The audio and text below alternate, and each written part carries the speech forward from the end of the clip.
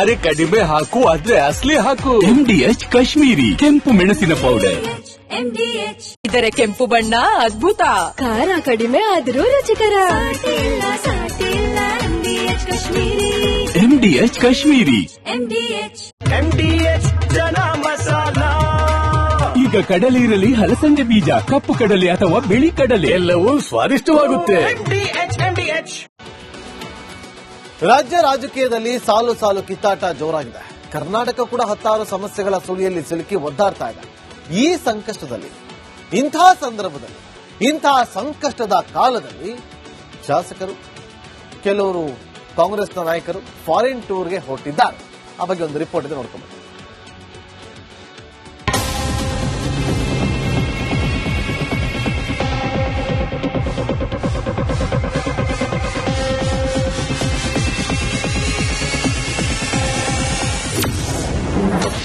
ಸಮಸ್ಯೆಗಳ ಸುಳಿಯಲ್ಲಿ ಬೇಯುತ್ತಿದೆ ಕರ್ನಾಟಕ. ಆಸ್ಟ್ರೇಲಿಯಾ ವಿಮಾನ ಹತ್ತಲಿದ್ದಾರೆ 20 ಶಾಸಕರು. ರಾಜ್ಯ ರಾಜಕೀಯದಲ್ಲಿ ನಾಯಕತ್ವ ಬದಲಾವಣೆ ಗುಸುಗುಸು ಮತ್ತು ಗೊಂದಲಗಳು ಜೋರಾಗಿರೋ ಸಮಯದಲ್ಲೇ ಆಡಳಿತ ಪಕ್ಷದ ಸುಮಾರು 20 ಶಾಸಕರು ಮತ್ತು ಪರಿಷತ್ ಸದಸ್ಯರು ಸಾಮೂಹಿಕವಾಗಿ ವಿದೇಶ ಪ್ರವಾಸಕ್ಕೆ ತೆರಳುತ್ತಾ ಇರೋದು ಭಾರೀ ಕುತೂಹಲ ಮೂಡಿಸಿದೆ.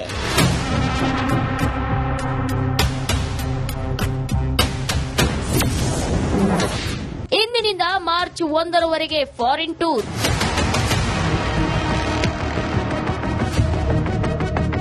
ಶಾಸಕರು ಅಧ್ಯಯನ ಪ್ರವಾಸದ ನೆಪದಲ್ಲಿ ಆಸ್ಟ್ರೇಲಿಯಾಗೆ ಹಾರಲು ಸಜ್ಜಾಗಿದ್ದಾರೆ. ಇಂದಿನಿಂದ ಮಾರ್ಚ್ 1ರವರೆಗೆ ಈ ಪ್ರವಾಸ ನಿಗದಿಯಾಗಿದೆ. ರಾಜ್ಯದಲ್ಲಿ ರಾಜಕೀಯ ಬೆಳವಣಿಗೆಗಳು ಗಂಭೀರ ಸ್ವರೂಪ ಪಡೆದುಕೊಳ್ಳುತ್ತಿರುವಾಗ ಶಾಸಕರ ಈ ನಡೆ ಚರ್ಚೆಗೆ ಗ್ರಾಸವಾಗಿದೆ. ಕೆಲವರು ಹೈಕಮಾಂಡ್ ಕೆಂಗಣ್ಣಿಗೆ ಗುರಿಯಾಗಬಾರದು ಅಂತ ಪ್ರವಾಸದಿಂದ ಹಿಂದೆ ಸರಿದಿದ್ದಾರೆ ಎನ್ನಲಾಗಿದೆ.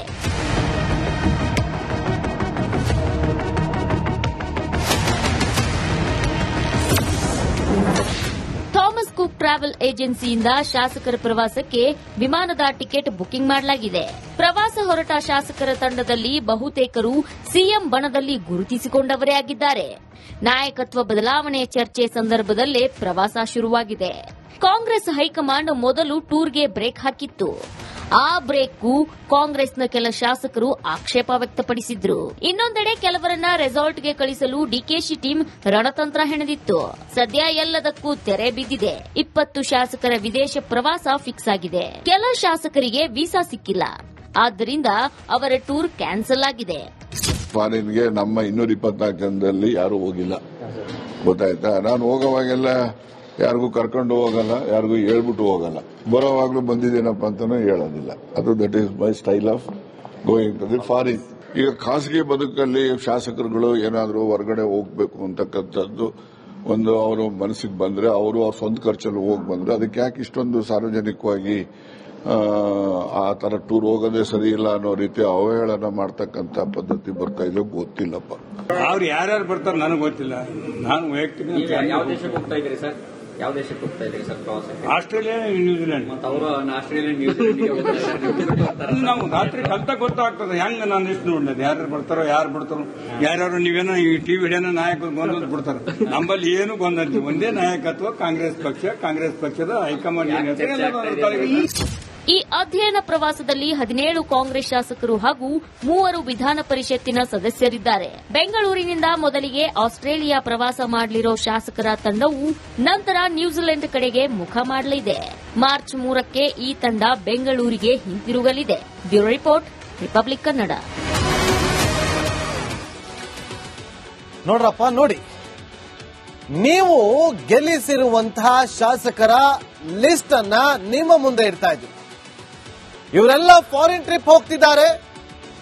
ವೈಯಕ್ತಿಕವಾಗಿ ತಪ್ಪೇನಿಲ್ಲ, ಅವರ ಪರ್ಸನಲ್ ಲೈಫ್. ಹೋಗಬಾರ್ದು ಅಂತ ಯಾರು ಹೇಳೋದಕ್ಕಾಗೋದಿಲ್ಲ, ಹೋಗ್ಲಿ. ಫ್ಯಾಮಿಲಿ ಜೊತೆ ಹೋಗ್ತಿದ್ದಾರೆ, ತುಂಬಾ ಸಂತೋಷ, ತುಂಬಾ ಖುಷಿ. ಹೋಗ್ಬಿಟ್ಟು ಬನ್ನಿ, ಕ್ಷೇಮವಾಗಿ ಹೋಗಿ ಕ್ಷೇಮವಾಗಿ ಬನ್ನಿ ಅಂತ ಹಾರೈಸೋಣ. ಆದ್ರೆ ಒಂದು ಮಾತನ್ನ ನೆನಪಿಟ್ಟು, ನಿಮ್ಮ ಕ್ಷೇತ್ರದ ಶಾಲಾ ಮಕ್ಕಳಿಗೆ ಇವತ್ತು ಸರಿಯಾಗಿ ಸ್ಕೂಲ್ ಬಸ್ ಸಿಗ್ತಾ ಇಲ್ಲ. ಇದು ನಿಮಗೆ ಗೊತ್ತಿದ್ಯಾ? ನಿಮ್ಮ ಕ್ಷೇತ್ರದ ಎಷ್ಟೋ ಜನ ರೈತರಿಗೆ ಪರಿಹಾರ ಸಿಕ್ಕಿಲ್ಲ. ಅದು ನಿಮಗೆ ಗೊತ್ತಿದ್ಯಾ? ನಿಮ್ಮ ಕ್ಷೇತ್ರದ ಎಷ್ಟೋ ಜನ ಹೊರಗುತ್ತಿಗೆ ನೌಕರರಿಗೆ ಸಂಬಳನೇ ಆಗಿಲ್ಲ, ಆ ವಿಚಾರ ಗೊತ್ತಿದ್ಯಾ? ನಿಮ್ಮ ಕ್ಷೇತ್ರದಲ್ಲಿರುವಂತಹ ಅಂಗನವಾಡಿ ಕಾರ್ಯಕರ್ತೆಯರಿಗೆ ಸೂಕ್ತ ರೀತಿಯಲ್ಲಿ ವ್ಯವಸ್ಥೆಗಳಾಗ್ತಾ ಇಲ್ಲ. ಶಾಲಾ ಕೊಠಡಿಗಳು ಬೀಳುವ ಹಂತದಲ್ಲಿದೆ. ಹಾಸ್ಟೆಲ್ಗಳಲ್ಲಿ ಸರಿಯಾದ ವ್ಯವಸ್ಥೆ ಇಲ್ಲ, ಚರಂಡಿ ಸರಿಯಾಗಿಲ್ಲ, ರಸ್ತೆಗಳಾಗಿಲ್ಲ, ಗುಂಡಿ ಮುಚ್ಚಿಲ್ಲ, ರೈತರಿಗೆ ಬೆಳೆ ಪರಿಹಾರ ಕೊಟ್ಟಿಲ್ಲ. ಇಷ್ಟೆಲ್ಲ ಸಮಸ್ಯೆ ಇದೆ. ಇಷ್ಟೆಲ್ಲ ಸಮಸ್ಯೆ ನಿಮ್ಮ ಕ್ಷೇತ್ರದಲ್ಲಿ ಇಲ್ಲ ಅಂತ ಹೇಳಿ ಇವತ್ತು ಹೋಗ್ತಾ ಇದ್ದೀರಲ್ಲ, ಏರ್ಪೋರ್ಟ್ ಹತ್ರ ಇದ್ರಲ್ಲ, ಅವರೆಲ್ಲ ನನ್ನ ಕ್ಷೇತ್ರದಲ್ಲಿ ಎಲ್ಲ ಕ್ಷೇಮವಾಗಿದ್ದಾರೆ, ಯಾವುದೇ ಸಮಸ್ಯೆ ಇಲ್ಲ, ಹಾಗಾಗಿ ನಾನು ಧೈರ್ಯವಾಗಿ ಸಂತೃಪ್ತಿಯಾಗಿ ವಿದೇಶ ಪ್ರವಾಸಕ್ಕೆ ಹೊರಟು ಬರ್ತೀನಿ ಅಂತ ಹೇಳ್ಕೊಂಡು ಹೋಗಿ, ಆಗ ಒಪ್ಕೊಳ್ತೀನಿ. ರೀ, ನಿಮ್ಮನ್ನ ಗೆಲ್ಸಿರೋದು ನೀವು ಫಾರಿನ್ ಟ್ರಿಪ್ ಹೋಗಿ ಅಂತ ನಾವು ಅದಕ್ಕೆ ಅಡ್ಡಿ ಮಾಡೋದಿಲ್ಲ, ಆದ್ರೆ ನೀವು ಹೋಗ್ತಿರುವಂತ ಸಮಯ ಸಂದರ್ಭ ಅದನ್ನ ಆಲೋಚನೆ ಮಾಡಿ. ನೀವು ಮಾತ್ರ ನಿಮ್ಮ ಫ್ಯಾಮಿಲಿ ಜೊತೆ ಫಾರಿನ್ ಟ್ರಿಪ್ ಹೋಗ್ಬೋದು, ಆದ್ರೆ ನಿಮ್ಮ ಕ್ಷೇತ್ರದ ಜನ ಪಕ್ಕದ ಊರಿಗೂ ಹೋಗಕ್ಕಾಗ್ತಿಲ್ಲ. ಗೊತ್ತಾ ಅದು ಯಾಕೆ? ರೋಡು ಸರಿ ಇಲ್ಲ, ರೋಡ್ ಇಲ್ಲ, ಸರಿಯಾಗಿ ವ್ಯವಸ್ಥೆ ಇಲ್ಲ. ಹೆಂಗ್ ಹೋಗ್ತಾರೆ? ನೀವು ಫ್ಲೈಟ್ ಅಲ್ಲಿ ಹೋಗ್ತೀರಾ, ನಿಮ್ಗೆ ಗೊತ್ತಾಗ್ಬೇಕು. ನೋಡಿ, ನೀವು ಗೆಲ್ಸಿರುವಂತ ಶಾಸಕರು ಯಾರೆಲ್ಲ ಹೋಗೋದಕ್ಕೆ ಸಿದ್ಧರಿದ್ದಾರೆ ಅದರ ಲಿಸ್ಟ್ ಸಮೇತವಾಗಿ ನಾವು ನಿಮ್ಮ ಮುಂದೆ ಬಂದಿದ್ದೀವಿ. ಪಶುಸಂಗೋಪನಾ ಇಲಾಖೆ ಸಚಿವರಾಗಿರುವಂತಹ ಕೆ ವೆಂಕಟೇಶ್ ಅವರು ಅವರದೇ ನೇತೃತ್ವದಲ್ಲಿ ಈ ಟೂರ್ ಪ್ಲಾನ್ ಆಗಿತ್ತು ಅಂತ ಇತ್ತು ಮಾಹಿತಿ. ರಿಪಬ್ಲಿಕ್ ಕನ್ನಡ ಪ್ರಶ್ನೆ ಮಾಡಿದಾಗ ಲೋಗೋವನ್ನ ತಳ್ಳಿ, ನಮ್ಮ ಮೈಕ್ ಅನ್ನ ತಳ್ಳಿ, ನಮ್ಮ ರಿಪೋರ್ಟರ್ ಅಂತ ಹೇಳಿ ಗದರ್ಸಿ ಇಷ್ಟೆಲ್ಲ ಮಾಡಿದ್ರು. ಮೋಸ್ಟ್ಲಿ ಅವರು ಹೋಗೋದು ಡೌಟ್, ಹೋಗಲ್ಲ ಅಂತ ಅನ್ಕೋತೀವಿ. ಇಷ್ಟೆಲ್ಲ ಆದ್ಮೇಲೂ ಕೂಡ ಅವ್ರೇನಾದ್ರು ಹೋಗ್ಬಿಟ್ರೆ ಜನರ ಕೈಗೆ ಅವರೇ ಕಡ್ಡಿ ಕೊಟ್ಟು ಓಡಿಸ್ಕೊಂಡಂಗಾಗುತ್ತೆ. ಬಿಜೆಪಿಗೆ ದೊಡ್ಡ ಅಸ್ತ್ರ ಆಗ್ಬಿಡುತ್ತೆ. ಇವರೇ ನೇತೃತ್ವದಲ್ಲಿ ಹೋಗೋದು ಅಂತ ಇತ್ತೆಲ್ಲ, ಸ್ಟಡಿ ಟೂರ್ ಪ್ಲಾನ್ ಅಂತ ಇತ್ತು. ಆರಂಭದಲ್ಲಿ ಎಲ್ಲ ಅದೇ ಚರ್ಚೆ ಆಗ್ತಾ ಇದ್ದು. ಇಲ್ಲ ಅಂತ ಹೇಳಿ ಬಂದು ನೋಡಿ ವೆಂಕಟೇಶ್ ಅವರು ಎಲ್ಲ ಪ್ಲಾನ್ ಮಾಡ್ಬಿಟ್ಟು ಗೊತ್ತಿಲ್ಲ ಹೋಗ್ರಿ ಅಂತ ತಳ್ಬಿಡೋದಲ್ಲ. ನಿಮ್ ಕ್ಷೇತ್ರದಲ್ಲಿ ಎಷ್ಟು ಸಮಸ್ಯೆ ಇದೆ ನಿಮಗೆ ಗೊತ್ತಾ? ಆ ಸರ್ಕಾರಿ ಶಾಲೆಗೆ ಹೋಗ್ತಾರಲ್ಲ ಮಕ್ಕಳು, ಹಾಕಿರೋ ಚಡ್ಡಿ ಹರಿದೋಗಿರುತ್ತೆ, ಚಡ್ಡಿ ಶರ್ಟ್ ಹರಿದೋಗಿರುತ್ತೆ, ಅದನ್ನ ಹೊಲ್ಕೊಂಡು ಹೋಗ್ತಾರೆ. ಎಷ್ಟೋ ಜನ ಇವತ್ತು ಎಜುಕೇಶನ್ ಮುಗಿಸಿ ನಿಮ್ಮ ಕ್ಷೇತ್ರದಲ್ಲಿ ನಾನು ಮಾತಾಡ್ತಾ ಇದ್ದು ಕೆ ವೆಂಕಟೇಶ್ ಅವರೇ, ನಿಮ್ಮ ಕ್ಷೇತ್ರದಲ್ಲಿ ಎಜುಕೇಶನ್ ಮುಗಿಸಿ ಸರಿಯಾಗಿ ಕೆಲಸ ಸಿಗದೆ ಮಣ್ಣು ಹೊರ ಕೆಲಸ ಮಾಡ್ತಿದ್ದಾರೆ. ಇದೆಲ್ಲ ನಿಮಗೆ ಕಾಣದಿಲ್ಲ. ನೆಕ್ಸ್ಟ್, ಚಾಮರಾಜನಗರ ವಿಧಾನಸಭಾ ಕ್ಷೇತ್ರದ ಶಾಸಕರಾಗಿರುವಂತಹ ಪುಟ್ಟರಂಗ ಶೆಟ್ಟಿ ಅವರು, ಚಾಮರಾಜನಗರ ಕ್ಷೇತ್ರದ ಜನರೇ ನೋಡಿ, ನಿಮ್ಮ ಕ್ಷೇತ್ರದಲ್ಲಿ ಆನೆಗಳು ದಾಳಿ ಆಗ್ತಾ ಇರುತ್ತೆ, ಹುಲಿಗಳು ದಾಳಿ ಆಗ್ತಾ ಇರುತ್ತೆ, ಹುಲಿ ಬರ್ತಾ ಇರುತ್ತೆ, ಅರಣ್ಯ ಸಮಸ್ಯೆ ಇದೆ, ಆಸ್ಪತ್ರೆಗಳು ಸರಿಯಾಗಿ ಕೆಲಸ ಮಾಡಲ್ಲ, ಆಸ್ಪತ್ರೆ ಡಾಕ್ಟರ್ ಇರಲ್ಲ, ನೂರಾರು ಸಮಸ್ಯೆ ಇದೆ. ಆದ್ರೂ ನಿಮ್ಮ ಕ್ಷೇತ್ರದ ಶಾಸಕರಿಗೆ ಫಾರಿನ್ ಟೂರ್ ಹೋಗ್ಬೇಕು, ಬಿಂದಾಸ್ ಫ್ಯಾಮಿಲಿ ಟ್ರಿಪ್, ಯಾರ ಅಪ್ಪಣೆ ಏನು ಬೇಕಾಗಿಲ್ಲ. ನಾನೇನು ಡಿ ಕೆ ಶಿವಕುಮಾರ್ ಅವ್ರನ್ನ ಕೇಳೋದು, ಅವ್ರೇನ್ ಕೇಳೋದು ಅಂತ ಹೊರಟ್ರು. ಓಟ್ ಹಾಕಿರೋ ಜನ ಇವತ್ತು ಕರೆಂಟ್ ಇಲ್ಲದ ಮನೆಯಲ್ಲಿ ದೀಪದ ಬತ್ತಿಯನ್ನು ಹಚ್ಕೊಂಡು ಕೂತ್ಕೊಂಡಿದ್ದಾರೆ. ಇದು ಚಾಮರಾಜನಗರ ಕ್ಷೇತ್ರದ ಇವತ್ತಿನ ಪರಿಸ್ಥಿತಿ.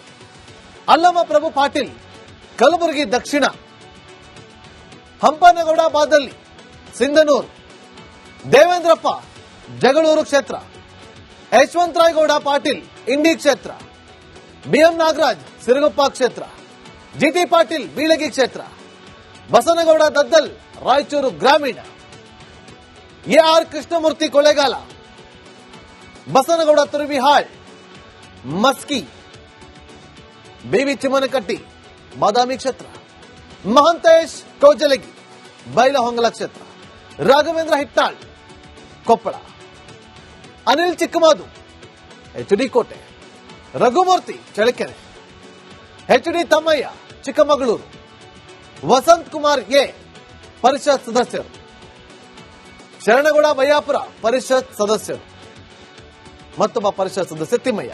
ಇಷ್ಟು ಜನರ ಲಿಸ್ಟ್ ರೆಡಿ ಆಗಿದೆ. ಇಷ್ಟರಲ್ಲಿ ಎಷ್ಟು ಜನ ಹೋಗ್ತಾರೆ, ಎಷ್ಟು ಜನ ಹೋಗದೆ ಬೇಡ ಅಂತ ಕ್ಯಾನ್ಸಲ್ ಮಾಡ್ಕೊಳ್ತಾರೆ, ಅಥವಾ ಈ ಲಿಸ್ಟ್ಗೆ ಇನ್ನೂ ಒಂದಷ್ಟು ಜನರ ಹೆಸರು ಆಡ್ ಆನ್ ಆಗುತ್ತಾ ಗೊತ್ತಿಲ್ಲ. ಒಂದಷ್ಟು ಜನ ಅಂತೂ ಇವತ್ತು ಏರ್ಪೋರ್ಟ್ ನಿಂದ ಹೊರಟವ್ರೆ. ಎಲ್ಲರೂ ಕೂಡ ಈಗ ಚೆಕ್ ಇನ್ ಆಗ್ತಿದ್ದಾರೆ. 8:37 ಚೆಕ್ ಇನ್ ಆಗ್ತಾ ಇದ್ದಾರೆ, ವಿದೇಶಿ ಪ್ರವಾಸಕ್ಕೆ ಹೋಗ್ತಿದ್ದಾರೆ. ನೀವು ನಿಮ್ಮ ಕ್ಷೇತ್ರದಲ್ಲಿ ಅಂದ್ರೆ ಈ ಇಷ್ಟು ಜನರ ಲಿಸ್ಟ್ ಕೊಟ್ಟವಲ್ಲ, ಅಷ್ಟೂ ಕ್ಷೇತ್ರದ ಜನ ಈಗ ನಾಳೆ ಬೆಳಗ್ಗೆ ಎದ್ದು ನಿಮ್ಮ ಮನೆ ಮುಂದೆ ನೀರು ಬರ್ತಿದ್ಯೋ ಇಲ್ಲ ಅಂತ ಚೆಕ್ ಮಾಡ್ಕೋಬೇಕು. ನೀರು ಬರ್ತಿದ್ಯೋ ಇಲ್ಲ ಅಂತ ಚೆಕ್ ಮಾಡ್ಕೋಬೇಕು. ರಸ್ತೆ ಸರಿಯಾಗಿದೆಯಲ್ಲ ಅಂತ ಚೆಕ್ ಮಾಡ್ಕೋಬೇಕು. ನಿಮ್ಮ ಮನೆ ಮಕ್ಕಳು ರಸ್ತೆಯಲ್ಲಿ ಬೈಕ್ ತಗೊಂಡು ಹೊಟ್ರೆ ವಾಪಸ್ ಬರ್ತಾರಲ್ಲ ಅಂತೇಳಿ ಕಾಯ್ಕೊಂಡು ಕುತ್ಕೋಬೇಕು. ನಿಮ್ಮ ಮಕ್ಕಳು ಸ್ಕೂಲ್ಗೆ ಹೋಗ್ತಾರೆ, ಅವ್ರಿಗೆ ಸ್ಕೂಲಲ್ಲಿ ಸರಿಯಾದಂತ ವ್ಯವಸ್ಥೆ ಇದೆಯಲ್ಲ ಅಂತ ನೋಡ್ಕೋಬೇಕು. ಶಿಕ್ಷಕರು ಇದ್ದಾರಲ್ಲ ಅಂತ ನೋಡ್ಕೋಬೇಕು. ಇದು ನಿಮ್ಮ ಕೆಲಸ. ಇವ್ರ ಕೆಲಸ ಏನು? ಫಾರಿನ್ ರಿಪೋರ್ಟ್ ಬರೋದು ಅಷ್ಟೇ. ಹೋಗಿ, ತಪ್ಪೇನಿಲ್ಲ, ಹೋಗಿ. ಜನ ಬುದ್ಧಿ ಕಲಿಬೇಕಷ್ಟೇ.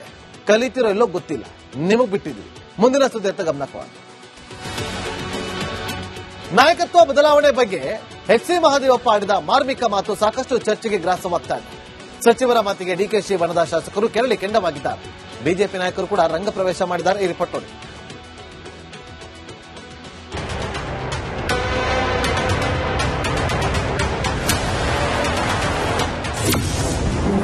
ಬಾಲವು ನಾಯಿಯನ್ನು ಅಲ್ಲಾಡಿಸಲು ಆಗದು.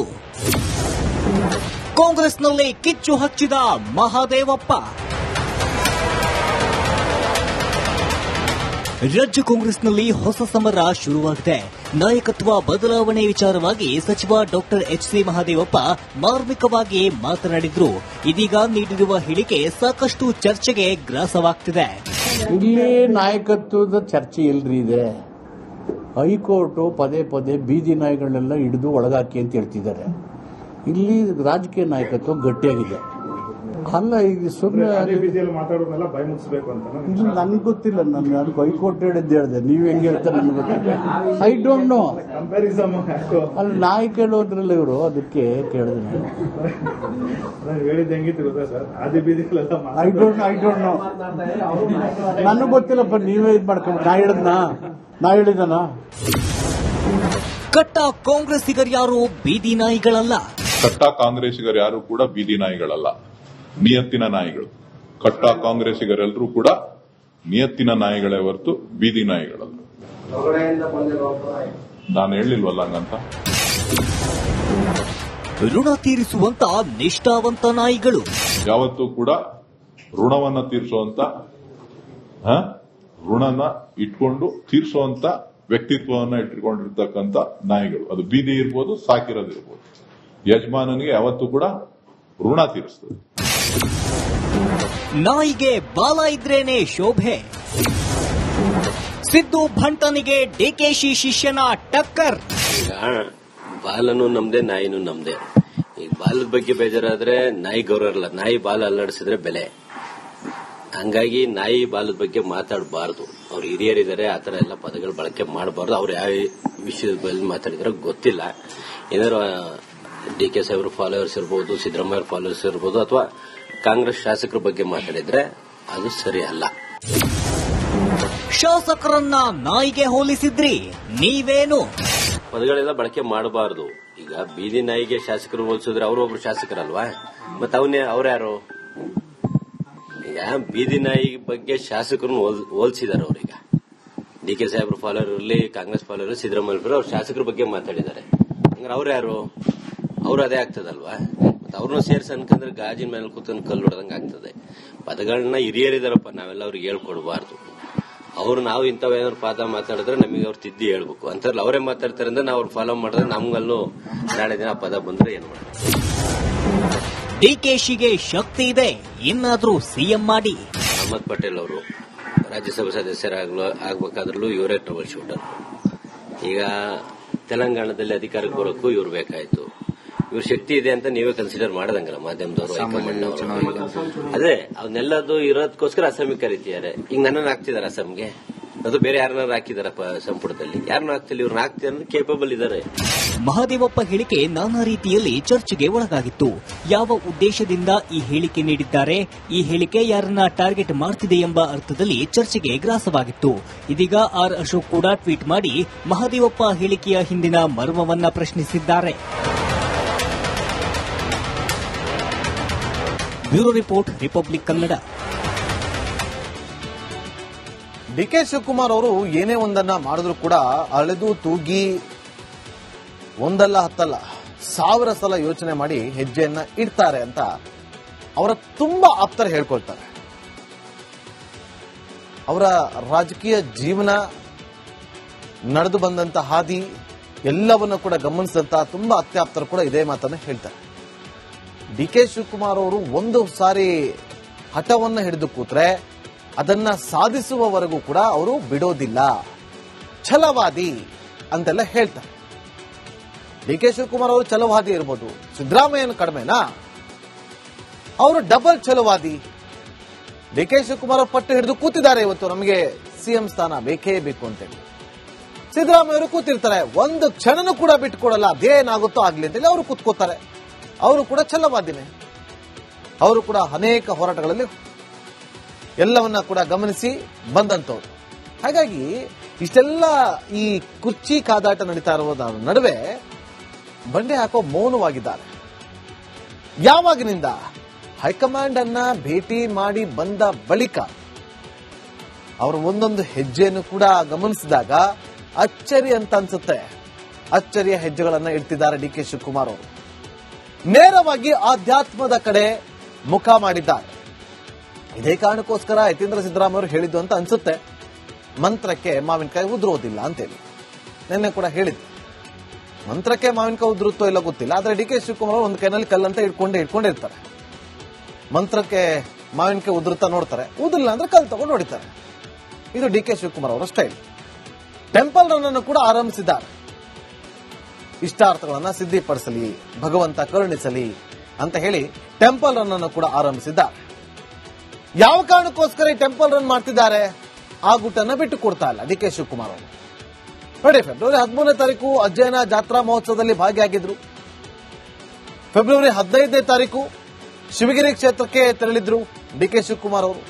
ಕಳೆದ ಭಾನುವಾರ ಕನಕಪುರದ ಶಿವಾಲಪ್ಪನ ಬೆಟ್ಟಕ್ಕೆ ಭೇಟಿ ಕೊಟ್ಟಿದ್ರು.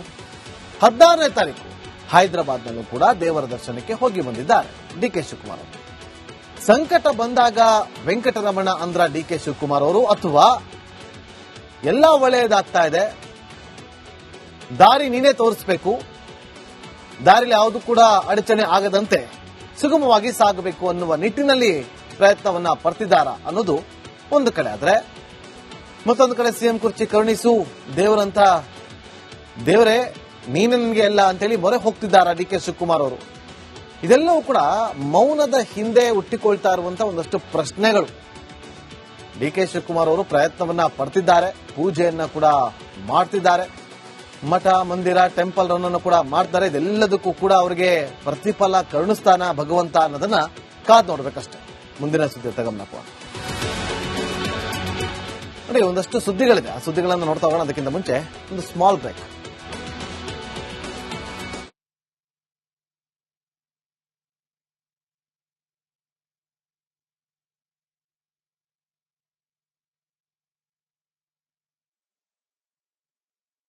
ಆಯ್ಕೆ ಅಸಿಂಧುಗೊಳಿಸಲಾಗಿದೆ. ಇದರ ಮಧ್ಯೆ ಬಿಜೆಪಿ ಅಭ್ಯರ್ಥಿ ಮುನಿರಾಜು ಹೊಸ ಬಾಂಬ್ ಅನ್ನ ಕೂಡ ಸಿಡಿಸಿದ್ದಾರೆ. ಸುಬ್ಬಾರೆಡ್ಡಿಗೆ ಸೇರಿದ 10 ಬಾರ್ಗಳಲ್ಲಿ 1 ಬಾರ್ಗೆ ಜಿಎಸ್ಟಿಯನ್ನು ಕಟ್ತಾರೆ. ಇದನ್ನ ಅಫಿಡೇವಿಟ್ ನಲ್ಲಿ ಸಲ್ಲಿಸುವಾಗ ಸುಳ್ಳನ್ನ ಹೇಳಿದ್ದಾರೆ. ಸುಬ್ಬಾರೆಡ್ಡಿ ಸರ್ಕಾರಕ್ಕೆ ಮೋಸ ಮಾಡಿದ್ದಾರೆ, ಅಗತ್ಯವಿದ್ರೆ ನಾನು ಸುಪ್ರೀಂ ಕೋರ್ಟ್ಗೆ ಹೋಗೋದಕ್ಕೂ ಸಿದ್ಧ ಅಂತ ಹೇಳಿದ್ದಾರೆ. ಇವತ್ತು ಅವರು ಮಾಡಿರ್ತಕ್ಕಂಥ ಏನು ಬೆಂಗಳೂರಲ್ಲಿ ಅವ್ರದ್ದು ಬೇಜಾನ್ ಬಿಸ್ನೆಸ್ ಇದೆ. ಬಗನಿ ಬಾರ್ ಅಂಡ್ ರೆಸ್ಟೋರೆಂಟ್ ಅಂದ್ರೆ ಬೆಂಗಳೂರಲ್ಲಿ ಎಲ್ಲಿ ಬೇಕಾದ್ರೂ ಕಾಣಿಸೋದು. ಅದು ಅನೇಕ ಬೇನಾಮಿ ಹೆಸರುಗಳಲ್ಲಿದೆ, ಅವ್ರ ಹೆಸರಲ್ಲೂ ಇದೆ. ಅದನ್ನ ಅವರು 9 ಜಿಎಸ್ಟಿಗಳಿದ್ರೆ ಒಂದೇ ತೋರಿಸಿದ್ದು, 9 ನಂಬರ್ ಇತ್ತು, ಒಂದು ತೋರಿಸಿದ್ರು. ಅದನ್ನ 9 ಜಿಎಸ್ಟಿ 4-5 ವರ್ಷ ಜಿಎಸ್ಟಿ ಕಟ್ಟಿರಲಿಲ್ಲ ಅವರು. ಅದನ್ನ ಒಂದು ಮತ್ತೆ ಅವರು ಇರ್ತಕ್ಕಂಥ ವಾಸ ಮಾಡುವಂತ ಮನೆ ಇರ್ಬೋದು, ಮತ್ತೆ ಕಮರ್ಷಿಯಲ್ ಬಿಲ್ಡಿಂಗ್ಗಳಿರ್ಬೋದು, ಒಂದು 10ಕ್ಕಿಂತ ಹೆಚ್ಚು ಅಪ್ಡೇಟ್ ಅಲ್ಲಿ ಬಿಲ್ಡಿಂಗ್ ತೋರಿಸಿದ್ರು. ಆದ್ರೆ ಅದನ್ನ ಟ್ಯಾಕ್ಸ್ 3 ರಿಂದ 4 ವರ್ಷ ಕಟ್ಟಿದ್ರು. 2023ರ ಚುನಾವಣೆಯಲ್ಲಿ ಸುಬ್ಬಾರೆಡ್ಡಿ ಅವರು 82,128 ಮತಗಳನ್ನು ಪಡೆದುಕೊಂಡಿದ್ದಾರೆ. ಬಿಜೆಪಿ ಮುನಿರಾಜು 62,949 ವೋಟ್ಗಳನ್ನು ಪಡ್ಕೊಂಡಿದ್ದಾರೆ. ಹತ್ರ 19,000 ಅಂತರದಲ್ಲಿ ಸುಬ್ಬಾರೆಡ್ಡಿ ಅವರು ಗೆಲ್ಲೋದು. ಕೇವಲ 19,179 ಮತಗಳ ಅಂತರದಲ್ಲಿ ಗೆದ್ದು ಬೀಗಿದ್ದಂತಹ ಸುಬ್ಬಾರೆಡ್ಡಿ ಅವರು ಏನ್ ಮಾಡ್ತಾರೆ? ನಾಮಪತ್ರ ಸಲ್ಲಿಸುವಾಗ ಆಸ್ತಿ ವಿವರವನ್ನು ಸಂಪೂರ್ಣವಾಗಿ ಅಲ್ಲಿ ಸಲ್ಲಿಸಬೇಕು. ಆದರೆ ಅವರು ಅದನ್ನ ಕೆಲವೊಂದು ವಿಚಾರವನ್ನ ಮುಚ್ಚಿಟ್ಟಿದ್ದಾರೆ. ಆಸ್ತಿ ವಿವರನ್ನ ಮುಚ್ಚಿಟ್ಟಿರುವಂತ ಆರೋಪ ಕೇಳಿ ಬರುತ್ತೆ ಎಸ್ಎನ್ ಸುಬ್ಬಾರೆಡ್ಡಿ ಅವರ ಮೇಲೆ. ಆಸ್ತಿ ತೆರಿಗೆ ಬಾಕಿ ಮಾಹಿತಿಯನ್ನ ಸುಬ್ಬಾರೆಡ್ಡಿ ಅವರು ಬಹಿರಂಗಪಡಿಸಿರಲಿಲ್ಲ. ಆಗ ಮುನಿರಾಜ್ ಅವರು ಚುನಾವಣಾ ತಕರಾರು ಅರ್ಜಿಯನ್ನ ಸಲ್ಲಿಸ್ತಾರೆ.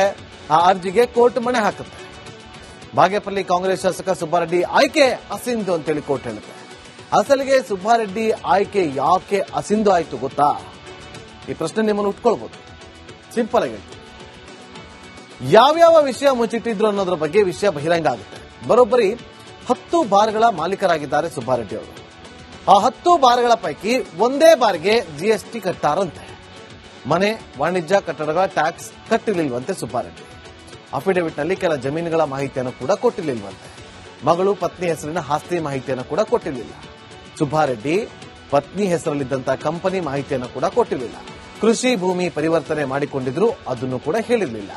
SBI ಅಕೌಂಟ್ ತೋರಿಸಿದ್ರು, ಕರೆಂಟ್ ಅಕೌಂಟ್ ಅನ್ನ ತೋರಿಸಿರಲಿಲ್ಲ. ಮುನಿರಾಜು ಅರ್ಜಿ ಸಲ್ಲಿಸಿದ ಬಳಿಕ GST ಕಟ್ಟಿದಂತಹ ಸುಬ್ಬಾರೆಡ್ಡಿ ಅವರು ಆ GST ಕಟ್ಟಿ ಸಿಕ್ಕಿ ಬೀಳ್ತಾರೆ. ಆ GST ಕಟ್ಟಿ ಸಿಕ್ಕಿ ಬಿದ್ದಿದ್ದಕ್ಕೆ ಸುಬ್ಬಾರೆಡ್ಡಿ ಅವರು ಆಯ್ಕೆ ಅಸಿಂಧು ಅಂತ ಆಗೋದು. ನೋಡಿ, ಒಬ್ಬ ಅಭ್ಯರ್ಥಿ ಅಫಿಡವಿಟ್ ನ ಸಲ್ಲಿಸಬೇಕಾದ್ರೆ ತಾನು ಹುಟ್ಟಿದಾಗಿಂದ ಇಲ್ಲಿವರೆಗೂ ಏನೆಲ್ಲ ಸಂಪಾದನೆ ಮಾಡಿದ್ದಾರೆ, ತನ್ನ ಹೆಂಡತಿ, ಮಕ್ಕಳು, ತನ್ನ ತಂದೆ ತಾಯಿ ಹೆಸರಲ್ಲಿ ಎಷ್ಟೆಷ್ಟು ಆಸ್ತಿಗಳಿದೆ, ನನಗೂ ಅದಕ್ಕೂ ಏನ್ ಸಂಬಂಧ ಅನ್ನೋದೆಲ್ಲವನ್ನು ಕೂಡ ಮೆನ್ಷನ್ ಮಾಡಬೇಕು. ಅದಾದ್ಮೇಲೆ ಹೆಂಡತಿ ಹೆಸರಲ್ಲಿ ಏನ್ ಕಂಪನಿ ಇದೆ, ಹೆಂಡತಿ ಹೆಸರಲ್ಲಿ ಎಷ್ಟು ಕಾರ್ ಇದೆ, ಮಕ್ಕಳ ಹೆಸರಲ್ಲಿ ಎಷ್ಟು ಕಾರ್ ಇದೆ, ಅಪ್ಪನ ಹೆಸರಲ್ಲಿ ಎಷ್ಟು ಕಾರ್ ಇದೆ, ತಮ್ಮನ ಹೆಸರಲ್ಲಿ ಎಷ್ಟು ಕಾರ್ ಇದೆ, ಇದೆಲ್ಲವನ್ನು ಕೂಡ ಹಾಕಬೇಕಲ್ಲಿ, ಮೆನ್ಷನ್ ಮಾಡಬೇಕು. ಆದ್ರೆ ಸುಬ್ಬಾರೆಡ್ಡಿ ಅವರು ಎಲ್ಲವನ್ನ ಕೂಡ ಮುಚ್ಚಿಡ್ತಾರೆ, ಯಾವುದನ್ನು ಕೂಡ ಹಾಕೋದಿಲ್ಲ. ಅದೆಲ್ಲದರ ಜೊತೆಗೆ 10 ಬಾರಿಗೆ ಸುಬ್ಬಾರೆಡ್ಡಿ ಅವರಿಗೆ ಅಂತ ಮುನಿರಾಜ್ ಅವರು ಆರೋಪ ಮಾಡ್ತಾರೆ. 10 ಬಾರಿಗೆ ಕಟ್ಟೋದು ಒಂದೇ GST ಅಂದ್ರೆ ಅರ್ಥ ಏನು? ಇಲ್ಲಿ ಮೋಸ ಮಾಡ್ತಿದ್ದಾರೆ ಅಂತ ಅನ್ನೋದು ಆರೋಪ. ಇದೆಲ್ಲವನ್ನ ಕೂಡ ಮುಚ್ಚಿಟ್ಟು ಇವರು ಅದಾದ್ಮೇಲೆ GST ಕಟ್ತಾರೆ, ಗೆದ್ದಾದ್ಮೇಲೆ ಆ GST ಕಟ್ಟಿ ಸಿಕ್ಕಾಕೊಳ್ತಾರೆ. ಅದರಿಂದಾಗಿ ಅಸಿಂಧು ಅಂತ ಆಗುತ್ತೆ. ಬಹುಕೋಟಿ ಮೂಢ ಹಗರಣಕ್ಕೆ ಈಗ ಮತ್ತೊಂದು ಟ್ವಿಸ್ಟ್ ಸಿಕ್ಕಿದೆ. ಇಷ್ಟು ದಿನ ಸಿದ್ದರಾಮಯ್ಯ ವಿರುದ್ಧ ಆರೋಪಗಳನ್ನ ಮಾಡ್ತಾ ಇದ್ದಂತಹ ಸ್ನೇಹಮಯಿ ಕೃಷ್ಣ ಅವರು ಈಗ ಒಬ್ಬ ಮಹಿಳಾ ಅಧಿಕಾರಿ ಮೇಲೂ ಕೂಡ ಗಂಭೀರವಾದಂತಹ ಆರೋಪವನ್ನ ಮಾಡದಲ್ಲದೆ ಒಂದು ಬಿಗ್ ಬಾಂಬ್ ಅನ್ನ ಸಿಡಿಸಿದ್ದಾರೆ. ಈ ರಿಪೋರ್ಟ್ ನೋಡ್ಕೊಂಡು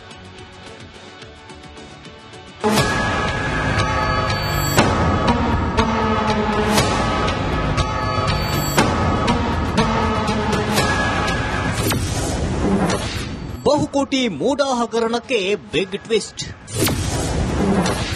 ಮಾಜಿ ಆಯುಕ್ತ ನಟೇಶ್ ಆಡಿಯೋ ಬ್ಲಾಸ್ಟ್. ಏನಾದ್ರು ಲಿಂಕ್ ಹಿಡಿದು ಕನೆಕ್ಷನ್ ತಗೋಬೇಕಲ್ಲ. ಮೂಡಾ ಸೈಟ್ ಹಂಚಿಕೆ ಪ್ರಕರಣವು ಹೊಸ ತಿರುವು ಪಡೆದುಕೊಂಡಿದೆ. ದೂರುದಾರ ಸ್ನೇಹಮಯಿ ಕೃಷ್ಣ ಮುಖ್ಯ ಕಾರ್ಯದರ್ಶಿ ಶಾಲಿನಿ ರಜನೀಶ್ ವಿರುದ್ಧ ಗಂಭೀರ ಆರೋಪ ಮಾಡಿದ್ದಾರೆ. ಮಾಜಿ ಮೂಡಾ ಆಯುಕ್ತ ಡಿಬಿ ನಟೇಶ್ ತಮ್ಮ ಮುಂಬಡ್ತಿಗಾಗಿ ಶಾಲಿನಿ ರಜನೀಶ್ಗೆ 1,60,00,000 ರೂಪಾಯಿ ಲಂಚ ನೀಡಿದ್ದಾರೆ ಎಂದು ಸ್ನೇಹಮಯಿ ಕೃಷ್ಣ ತಿಳಿಸಿದ್ದಾರೆ.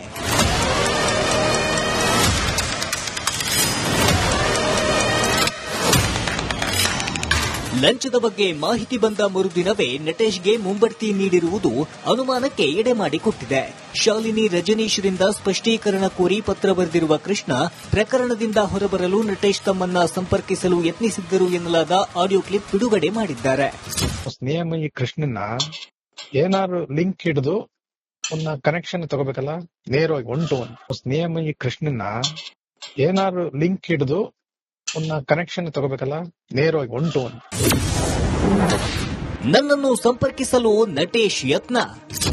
ಸರ್, ಕೆಲವು ತಿಂಗಳ ಹಿಂದೆ ಏನು ಮೈಸೂರು ನಗರ ಪ್ರಾಧಿಕಾರದ ಹಿಂದಿನ ಆಯುಕ್ತರಾದ ನಟೇಶ್ ಅವರು ಅವರಿಗೆ ಆಪ್ತರಾಗಿರೋಂತಹ ಮತ್ತು ನನಗೂ ಪರಿಚಯ ಇರೋಂತಹ ಒಬ್ಬ ವ್ಯಕ್ತಿಗೆ ದೂರವಾಣಿ ಕರೆ ಮಾಡಿ ಹೇಗಾದ್ರೂ ಮಾಡಿ ನನ್ನನ್ನು ಅವರ ಬಳಿಗೆ ಕರ್ಕೊಂಡು ಬರೋದಕ್ಕೆ ಮಾತಾಡುವಂಥದ್ದು.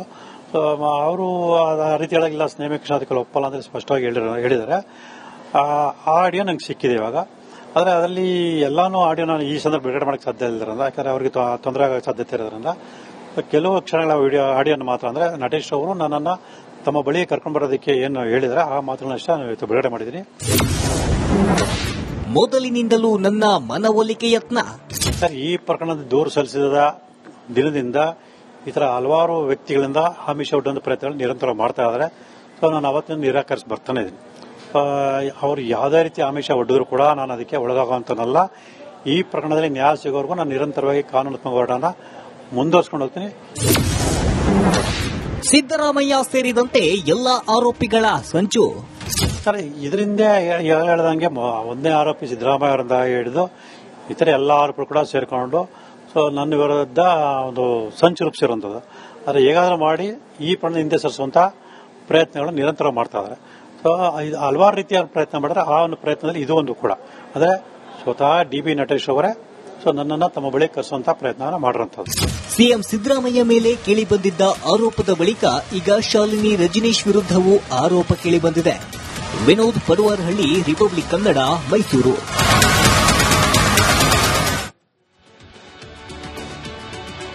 ಮೂಡಾ ಕೇಸ್ನಲ್ಲಿ ಒಂದು ಕಡೆ ಆದ್ರೆ ಅದೆಲ್ಲವೂ ಕೂಡ ದೊಡ್ಡ ಮಟ್ಟದಲ್ಲಿ ಚರ್ಚೆಗಳಾಗ್ತಾನೆ ಇದೆ.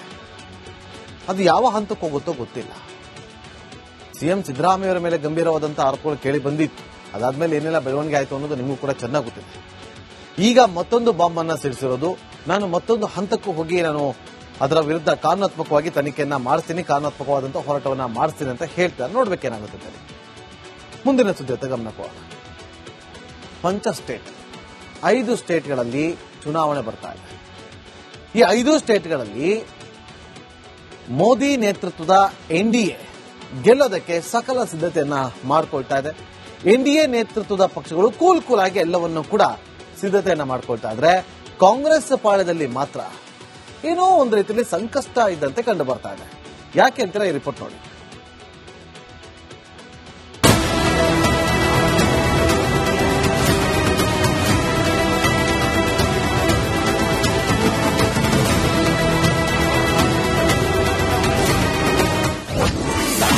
ಪಂಚರಾಜ್ಯ ಚುನಾವಣೆ ಗೆಲ್ಲಲು ಕೈಪಡೆ ಸರ್ಕಸ್. ಅಕ್ಷರಶಃ ಕೊತ ಕುದಿತಾ ಇದೆ ಕಾಂಗ್ರೆಸ್. ಕೇರಳ, ತಮಿಳುನಾಡು, ಅಸ್ಸಾಂ ಮತ್ತು ಪಶ್ಚಿಮ ಬಂಗಾಳ ರಾಜ್ಯಗಳು ಸದ್ಯದಲ್ಲೇ ವಿಧಾನಸಭೆ ಚುನಾವಣೆ ಎದುರಿಸಲಿವೆ. ದೇಶದಾದ್ಯಂತ ಅಸ್ತಿತ್ವ ಕಳೆದುಕೊಳ್ತಾ ಇರುವಂತಹ ಕಾಂಗ್ರೆಸ್ಗೆ ಈ 4 ರಾಜ್ಯಗಳ ಚುನಾವಣೆ ಅತ್ಯಂತ ಮಹತ್ವದ್ದಾಗಿದೆ. ಆದರೆ ಮೈತ್ರಿ ಕುರಿತು ಗೊಂದಲ, ಪಕ್ಷದ ನಾಯಕರ ನಡುವಿನ ಆಂತರಿಕ ಕಚ್ಚಾಟದಿಂದಾಗಿ ಕಾಂಗ್ರೆಸ್ ಈ 4 ರಾಜ್ಯಗಳಲ್ಲಿ ತನ್ನದೇ ಆದ ಸಮಸ್ಯೆಯನ್ನು ಎದುರಿಸ್ತಾ ಇದೆ. ಸಿಎಂ ಪಿಣರಾಯಿ ವಿಜಯನ್ಗೆ ಹೊಗಳಿಕೆ. ಅವರೇ ಮುಖ್ಯಮಂತ್ರಿ ಆಗ್ತಾರೆ ಎಂದ ಅಯ್ಯರ್. ಕೇರಳ ಚುನಾವಣೆಗೆ ಕೆಲವೇ ತಿಂಗಳು ಬಾಕಿ ಇರುವಂತೆಯೇ ಪಿಣರಾಯಿ ವಿಜಯನ್ ಅವರೇ ಕೇರಳದ ಸಿಎಂ ಆಗಿ ಮುಂದುವರಿಯುತ್ತಾರೆ ಅಂತ ಕಾಂಗ್ರೆಸ್ ಹಿರಿಯ ನಾಯಕ ಮತ್ತು ಮಾಜಿ ಕೇಂದ್ರ ಸಚಿವ ಮಣಿಶಂಕರ್ ಅಯ್ಯರ್ ಹೇಳಿದ್ದು ಕಾಂಗ್ರೆಸ್ನಲ್ಲಿ ಭಿನ್ನಮತದ ಕಿಡಿಯನ್ನು ಹೊತ್ತಿಸಿದೆ. ಪಿಣರಾಯಿ ವಿಜಯನ್ ನಾಯಕತ್ವವನ್ನ ಮತ್ತೊಮ್ಮೆ ಮಣಿಶಂಕರ್ ಅಯ್ಯರ್ ಶ್ಲಾಘಿಸಿದ್ದಾರೆ. ತಮ್ಮದೇ ಕಾಂಗ್ರೆಸ್ ಪಕ್ಷದ ಬಗ್ಗೆ ಕಟು ಟೀಕೆ ಮಾಡಿದ್ದಾರೆ. ಕೇರಳ ತಳಮಟ್ಟದ ಆಡಳಿತದಲ್ಲಿ ದೊಡ್ಡ ಮಟ್ಟದಲ್ಲಿ ಬೆಳೆದಿದೆ. ಪಂಚಾಯತ್ ರಾಜ್ಯ ವ್ಯವಸ್ಥೆಯಲ್ಲಿ ನಂಬರ್ 1 ಸ್ಥಾನದಲ್ಲಿದೆ. ರಾಜೀವ್ ಗಾಂಧಿ ಕನಸನ್ನ ಕೇರಳದ ಸಿಎಂ ಈಡೇರಿಸಿದ್ದಾರೆ. ಕೇರಳದಲ್ಲಿ ಕಾಂಗ್ರೆಸ್ ಗೆಲ್ಲಬೇಕೆಂದು ನಾನು ಬಯಸ್ತೇನೆ. ಆದರೆ ಕಾಂಗ್ರೆಸ್ ನಾಯಕರು ವಿಭಜನೆಯಾಗಿದ್ದಾರೆ. ಆದ್ದರಿಂದ ಪಕ್ಷ ಗೆಲ್ಲೋದು ಡೌಟ್. ನಮ್ಮವರು ಕಮ್ಯುನಿಸ್ಟರನ್ನ ದ್ವೇಷ ಮಾಡೋದಕ್ಕಿಂತ ನಮ್ಮನ್ನ ತಾವೇ ದೇಶ ಮಾಡ್ತಾರೆ ಹೀಗಂತ Iyer ವ್ಯಂಗ್ಯವಾಡಿದ್ದಾರೆ. I want the UDF to come, but I'm afraid as a Gandhian who's required to tell the truth, I cannot see anyone but the LDF coming to power. Please tell me who is going to vote for a party whose leaders are all at each other's throats. Do you think the people of Kerala don't know what is happening in the Congress leadership? At least Pinarai's government, there is discipline. 5 ರಾಜ್ಯಗಳನ್ನು ಗೆದ್ದು ಬೀಗಲಿದೆ BJP. Tamil Nadu में भी उनका सफाया होगा, NDA का आगमन तमिलनाडु में भी होगा और हम असम वापस जीतेंगे और बंगाल में फिर कमल खिलेगा. आज देश की जरूरत भारतीय जनता पार्टी है. मोदी जी के नेतृत्व में देश आगे बढ़ रहा है. भ्रष्टाचार मुक्त शासन दिया है और देश की अर्थव्यवस्था को और मजबूत और दुनिया की चौथी बड़ी अर्थव्यवस्था बनाया. ಕಾಂಗ್ರೆಸ್ ಪಕ್ಷ ತನ್ನದೇ ಸಮಸ್ಯೆಯಲ್ಲಿ ಸಿಲುಕಿ ಒದ್ದಾಡ್ತಾ ಇದೆ. ಆ ಸಮಸ್ಯೆಗಳಿಗೆ ತೆರೆ ಎಳೆದಿದ್ರೆ ದೊಡ್ಡ ಸಂಕಷ್ಟ ಫೇಕ್ಸ್. News desk, Republic Kannada. ಕೇರಳದಲ್ಲಿ ಕಾಂಗ್ರೆಸ್ ಪರದಲ್ಲಿ ಕೊತ ಅಂತ ಆಗಿದೆ. ನಿಮಗೆ ನಿನ್ನೆ ಹೇಳಿದ್ವಿ ನಾವು, ಕೇರಳದಲ್ಲಿ ಮಣಿಶಂಕರ್ ಅಯ್ಯರವರು ಮುನಿಸುವನ್ನ ವ್ಯಕ್ತಪಡಿಸಿದ್ದಾರೆ. ರಾಹುಲ್ಗೆ ಪಟ್ಟ ಕಟ್ಟಿದ ನಂತರ ಏನೆಲ್ಲ ಆಗ್ತಾ ಇದೆ, ಹಿರಿಯ ಮುತ್ಸದ್ದಿಗಳೆಲ್ಲರೂ ಕೂಡ ಕಾಂಗ್ರೆಸ್ ಅನ್ನ ತೊರೆಯುವಂತ ಕೆಲಸವನ್ನ ಮಾಡ್ತಾರೆ ಅಂತ ಹೇಳಿದ್ವಿ. ಇವತ್ತು 5 ರಾಜ್ಯದಲ್ಲಿ ಎಲೆಕ್ಷನ್ ಇರುವಂತ ಹಿನ್ನೆಲೆಯಲ್ಲಿ ಏನೆಲ್ಲ ಆಗ್ತಾ ಇದೆ, ಯಾವ ರೀತಿಯಾಗಿ ಕೊತ ಅಂತ ಕುದಿತಾ ಇದೆ. ಕೇರಳದಲ್ಲಿ ಎಡಪಕ್ಷಗಳನ್ನ ಮಣಿಸೋದಕ್ಕೆ ಕೈಪಡೆ ಸರ್ಕಸ್ ಅನ್ನ ಮಾಡ್ತಾ ಇದೆ. ಮಣಿಶಂಕರಯ್ಯರವರು ಕೇರಳದಲ್ಲಿ ಕಾಂಗ್ರೆಸ್ಗೆ ಶಾಕ್ ಅನ್ನ ಕೊಟ್ಟಿದ್ದಾರೆ. ಕೈ ನೇತೃತ್ವದ UDFಗೆ ಇರಿಸು ಮುರಿಸು ಅನ್ನ ತಂದಿಟ್ಟಿದ್ದಾರೆ ಮಣಿಶಂಕರಯ್ಯರವರು. ಪಿಣರಾಯಿ ಸರ್ಕಾರ ಮತ್ತೆ ಅಧಿಕಾರಕ್ಕೆ ಬರುತ್ತೆ ಅಂತ ಹೇಳ್ಬಿಟ್ಟಿದ್ದಾರೆ. ಅದೇ ಮಾತು ಚುನಾವಣಾ ಲಾಭಕ್ಕೆ ಬಳಸಿಕೊಳ್ಳಲಿದೆ ಎಲ್ಡಿಎಫ್ ಅಂತ ಕೂಡ ಹೇಳಲಾಗ್ತಾ ಇದೆ. ಹೀಗಾಗಿ ಅಲ್ಲಿ ಕಾಂಗ್ರೆಸ್ ಕೊತ ಅಂತ ಕುದಿಯೋದಕ್ಕೆ ಶುರುವಾಗಿದೆ. ಇನ್ನು ಅಸ್ಸಾಂನಲ್ಲಿ ಏನಾಗ್ತಾ ಇದೆ? ಅಸ್ಸಾಂನಲ್ಲಿ ಆಂತರಿಕ ಫೈಟ್ ನಲ್ಲೇ ಕಾಂಗ್ರೆಸ್ ಮುಳುಗೋಗಿದೆ. ಆಂತರಿಕ ಫೈಟ್ ಅಂದ್ರೆ ನಿಮ್ಗೆ ಅರ್ಥ ಆಗಿತ್ತು, ಒಳ ಜಗಳ. ಈ ಒಳ ಜಗಳದಿಂದಾಗಿ ಅಲ್ಲಿ ಏನಂತಂದ್ರೆ ಮಾಜಿ ರಾಜ್ಯಾಧ್ಯಕ್ಷ ಭೂಪೇನ್ ಕುಮಾರ್ ಬೊರಾಹೋ ಅವರು ರಿಸೈನ್ ಮಾಡಿಬಿಟ್ಟಿದ್ದಾರೆ. ಯಾಕೆ ಅಂತಂದ್ರೆ ಗೌರವ್ ಗೊಗೊಯ್ ಅತಿಯಾದ ಮಧ್ಯಪ್ರವೇಶವನ್ನ ಮಾಡ್ತಾ ಇದ್ರು. ಇದರಿಂದಾಗಿ ಬೇಸರ ಒಂದು ಅವರು ರಿಸೈನ್ ಮಾಡಿದ್ರು. ವರಿಷ್ಠರು ಎಷ್ಟೇ ಮನವೊಲಿಸಿದ್ರು ಕೂಡ ಅವರು ತಮ್ಮ ನಿಲುವನ್ನ ಬದಲಿಸೋದಕ್ಕೆ ಮುಂದೆ ಹಾಕ್ತಾ ಇಲ್ಲ. ಬೊರಾಹೋ ಎಡಪಕ್ಷಗಳ ಜೊತೆ ಸೀಟು ಹಂಚಿಕೆಯು ಕೂಡ ಕಾಂಗ್ರೆಸ್ಗೆ ತಲೆ ಬಿಸಿಯಾಗಿದೆ. ಕೇಳ್ತಿರೋದವರೆಷ್ಟು ಇವ್ರು ಕೊಡೋದಕ್ಕಿಷ್ಟು ಅಂತೇಳಿ ಅದನ್ನು ಒಪ್ಕೊಳ್ದೆ ಎಡಪಕ್ಷಗಳು ಅಷ್ಟು ಕೊಡ್ತೀರಾ ಇಷ್ಟು ಕೊಡ್ತೀರಾ ಅಂತೇಳಿ ಇದೇ ಜಗಳದಲ್ಲೇ ಅಸ್ಸಾಂ ಮುಳುಗೋಗಿದೆ. ಇನ್ನು ತಮಿಳುನಾಡಿನಲ್ಲಿ ಡಿಎಂಕೆ ಜೊತೆ ಕಾಂಗ್ರೆಸ್ ಪಕ್ಷದ ಕಿತ್ತಾಟ ಮುಂದುವರೆದಿದೆ. ಅಧಿಕಾರ ಹಂಚಿಕೆ, ಸೀಟು ಹಂಚಿಕೆ ವಿಚಾರಕ್ಕೆ ಅಪಸ್ವರ ಶುರುವಾಗಿದೆ. ಈಗ ಸುತಾರಾಮ್ ಅಧಿಕಾರ ಹಂಚಿಕೆಗೆ ಒಪ್ಪಿಕೊಳ್ತಾ ಇಲ್ಲ ಸ್ಟಾಲಿನ್, ತಮಿಳುನಾಡು ಮುಖ್ಯಮಂತ್ರಿ. ಡಿಎಂಕೆ ಜೊತೆ ಮೈತ್ರಿಗೆ ಎಂಪಿ ಮಣಿಕಂ ಠಾಗೂರ್ ಅಸಮಾಧಾನವನ್ನು ವ್ಯಕ್ತಪಡಿಸಿದ್ದಾರೆ. ವಿಜಯ್ ಪಕ್ಷ ಟಿವಿಕೆ ಜೊತೆ ಮೈತ್ರಿ ಮಾಡಿಕೊಳ್ಳುವಂತೆ ಮನವಿಯನ್ನ ಮಾಡಿಕೊಂಡಿದ್ದಾರೆ. ಆದ್ರೆ ವಿಜಯ್ ಯಾರ ಜೊತೆ ಮೈತ್ರಿಯನ್ನ ಮಾಡ್ಕೊಳ್ತಾರೆ ಅನ್ನೋದೇ ಒಂದು ಕುತೂಹಲ. ಎನ್ಡಿಎ ಜೊತೆ ಹೋಗುತ್ತಾ ಅಥವಾ ಕಾಂಗ್ರೆಸ್ ಜೊತೆ ಹೋಗುತ್ತಾ ಅನ್ನೋದೇ ಈಗ ಸದ್ಯಕ್ಕಿರುವಂತ ಕುತೂಹಲ. ಅಲ್ಲಿನ ಪ್ರಾದೇಶಿಕ ಪಕ್ಷಗಳು ನೋಡಿ, ರಾಷ್ಟ್ರ ಪಕ್ಷಗಳ ಬಗ್ಗೆ ಮಾತಾಡ್ತಾ ಇಲ್ಲ, ಪ್ರಾದೇಶಿಕ ಪಕ್ಷಗಳ ಪ್ರಾಬಲ್ಯ ಇರುವಂತಹ ರಾಜ್ಯದಲ್ಲಿ ಇವತ್ತು ಇದೇ ರೀತಿಯಾಗಿ ಟಿವಿಕೆ ಪಕ್ಷ ಹುಟ್ಟುಕೊಂಡಿದೆ ಪ್ರಾದೇಶಿಕ ಪಕ್ಷ ಅಂತೇಳಿ. ಈ ಪ್ರಾದೇಶಿಕ ಪಕ್ಷ ಯಾವ ರಾಷ್ಟ್ರ ಪಕ್ಷದ ಜೊತೆ ಕೈ ಜೋಡಿಸುತ್ತೋ ಆ ರಾಷ್ಟ್ರ ಪಕ್ಷಕ್ಕೆ ಒಂದು ರೀತಿಯಲ್ಲಿ ಪ್ಲಸ್ ಪಾಯಿಂಟ್ ಅಂತ ಹೇಳಿ ಚರ್ಚೆಗಳು ಶುರುವಾಗಿದೆ. ಹಾಗಾಗಿ ಈ ಟಿವಿಕೆ ಪಕ್ಷ ಬಿಜೆಪಿ ಜೊತೆ ಕೈ ಜೋಡಿಸುತ್ತಾ ಅಥವಾ ಕಾಂಗ್ರೆಸ್ ಜೊತೆ ಕೈ ಜೋಡಿಸುತ್ತಾ ಅನ್ನೋದೇ ಸದ್ಯಕ್ಕಿರುವಂತ ಕುತೂಹಲ.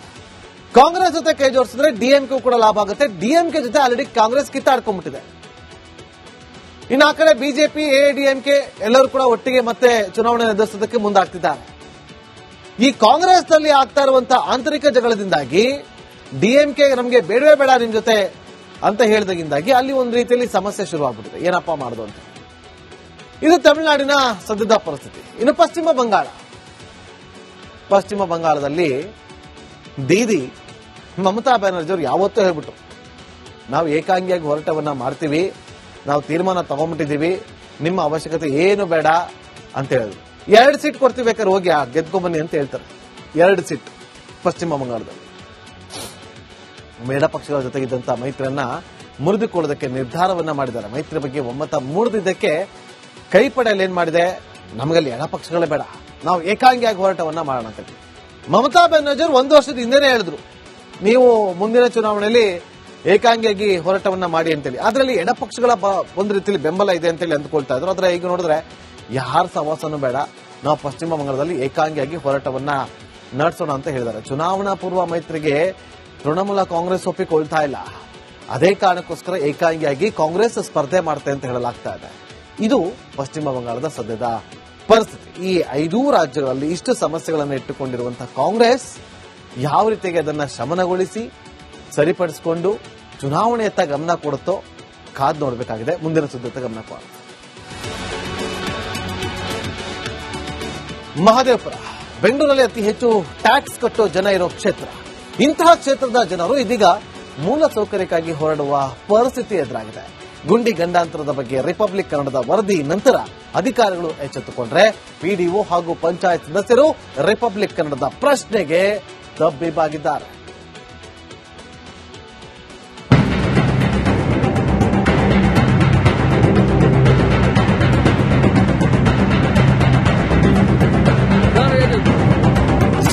ನೋಡಿದ್ರಲ್ವಾ ಒಂದೊಂದು ದೃಶ್ಯ ಕೂಡ ಎಷ್ಟು ಭಯಾನಕವಾಗಿದೆ ಅಂತ. ಎಲ್ಲಿ ನೋಡಿದ್ರು ಕಲ್ಲು, ಮಣ್ಣು, ಧೂಳು. ಅಪ್ಪಪ್ಪ, ಈ ರಸ್ತೆಯಲ್ಲಿ ಓಡಾಡಬೇಕು ಅಂದ್ರೆ ನಿಜಕ್ಕೂ ಡಬಲ್ ಗುಂಡಿಗೆ ಬೇಕು. ಇದು ಮಹದೇವಪುರ ವಿಧಾನಸಭಾ ಕ್ಷೇತ್ರದ ಕಿತ್ತಗನೂರು ಪಂಚಾಯತ್ ವ್ಯಾಪ್ತಿಯ ಹಳೆಹಳ್ಳಿಯ ದೃಶ್ಯ.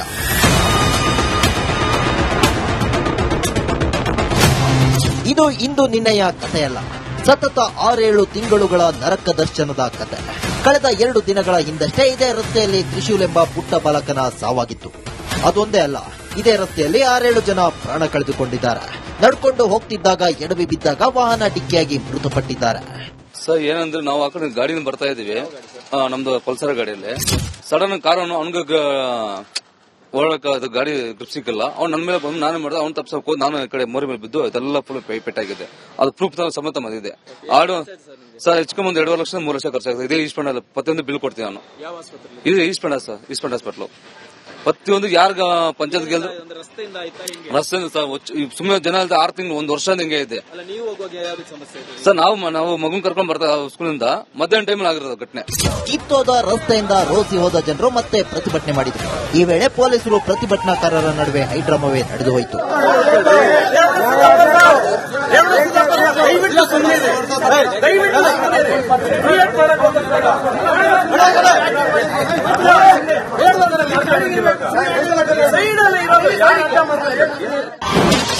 ಇದು ಪಿಡಬ್ಲ್ಯೂಡಿಗೆ ಬರುತ್ತೆ, ಪಂಚಾಯತ್ಗೆ ಬರಲ್ಲ.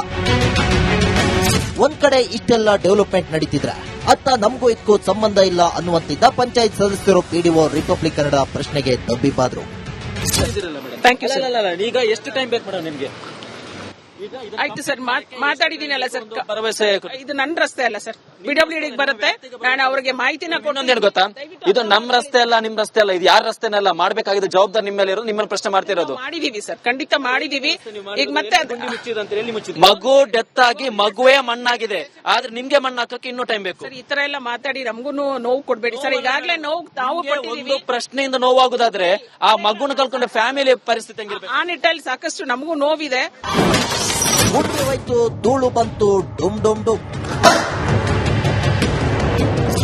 ಬೆಂಗಳೂರಿನ ಮಹದೇವಪುರದಲ್ಲಿ ಜನರ ಜೀವಕ್ಕಿಲ್ಲ ಗ್ಯಾರಂಟಿ ಎನ್ನುವಂತಾಗಿದೆ. ಗುಂಡಿಗಳಿಂದಲೇ ತುಂಬಿರುವ ರಸ್ತೆಗೆ ಕೊನೆಗೂ ಮಣ್ಣಿನ ಭಾಗ್ಯ ಸಿಕ್ಕಿದೆ. ಆದರೆ ಕಾಟಾಚಾರಕ್ಕೆ ಗುಂಡಿ ಬಿದ್ದ ರಸ್ತೆಗೆ ಮಣ್ಣು ಹಾಕಿದ್ದಾರೆ.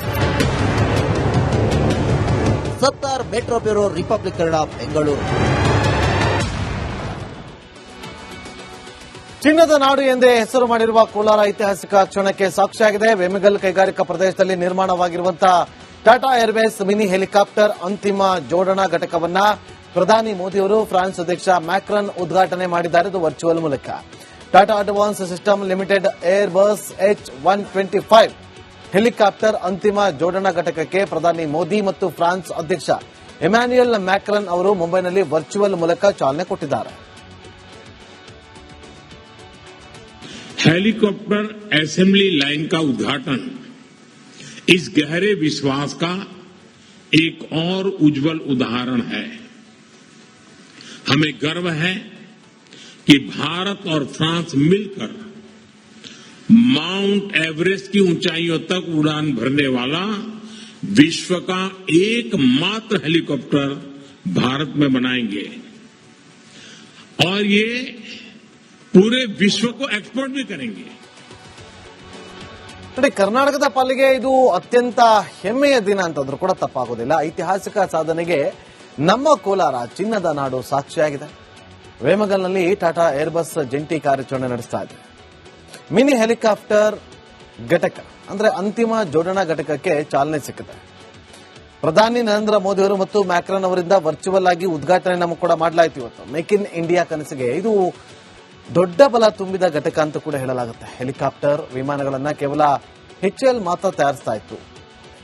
ಈಗ ಹೆಲಿಕಾಪ್ಟರ್ ಅಂತಿಮ ಜೋಡಣಾ ಘಟಕ ಸ್ಥಾಪಿಸಿದೆ, ಅಂದ್ರೆ ಫೈನಲ್ ಟಚ್. ಸೊ ಈಗ ಟಾಟಾ ಅವರು ಸ್ಥಾಪಿಸಿರುವಂತಹ ಘಟಕ ಇದು. ಕೋಲಾರದಲ್ಲಿ ಶಕ್ತಿಶಾಲಿ H125 ಹೆಲಿಕಾಪ್ಟರ್ಗಳ ಉತ್ಪಾದನೆ ಆಗುತ್ತೆ. ಮೊದಲ ಹಂತದಲ್ಲಿ ವರ್ಷಕ್ಕೆ 10 ಹೆಲಿಕಾಪ್ಟರ್ಗಳನ್ನು ಉತ್ಪಾದನೆ ಮಾಡಲಾಗುತ್ತೆ. ಪ್ರವಾಸೋದ್ಯಮ, ವೈದ್ಯಕೀಯ ಸೇವೆ, ವಿವಿಐಪಿ ಪ್ರಯಾಣಕ್ಕೆ ಇದನ್ನ ಬಳಕೆ ಮಾಡಿಕೊಳ್ಳಲಾಗುತ್ತೆ. ಕಣ್ಗಾವಲು ಉದ್ದೇಶಗಳಿಗಾಗಿ ಇದನ್ನ ಬಳಕೆ ಮಾಡ್ತಾರೆ.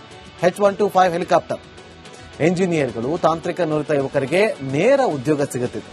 ಬಿಡಿ ಭಾಗ ಪೂರೈಸುವ ಸಣ್ಣ ಕೈಗಾರಿಕೆಗಳು ಕೂಡ ಈಗ ತಲೆ ಎತ್ತುತ್ತೆ.